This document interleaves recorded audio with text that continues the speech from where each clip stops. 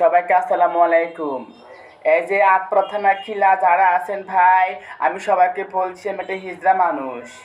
এই ভাইয়েরা শুনেন, এই যে আবুল কালামের ছেলে পিয়াস ভাই আমার লাগে এমন করছে, আপনারা ভাই সমাধান করবেন না? আল্লাহর রাস্তে দোহাই লাগে একটা সমাধান করেন। আর না হয়তো কিন্তু আমি খেপলে কিন্তু অনেক কিছু হয়ে যাবো কিন্তু। ও আমার টাকা খাইছে, আমি এক মাস পরে পরে কিস্তি দিছি, আমি কাপড় দিছি, ভাত কাপড় যা সব মানে সব দিছি, সব খাইছে, খাই হেডা হ্যাঁ বুকা ভাত পেয়ে আমার বুকা দিয়ে চলে গেছে।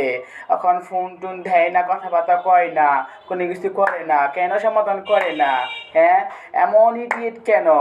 হ্যাঁ, আমার প্রতিবাদ করার নাকি লেগে আমি এত ভিডিও ছবি ছাড়তাছি, হ্যাঁ যদি এত নির্দোষ থাকতো, দোষ না থাকতো ও আসুক, অসমাধান করুক, ও করে না কেন? আমার জোর কিন্তু আমি করতাছি, ওরা আসতে কোন, ওরা আসতে কোন।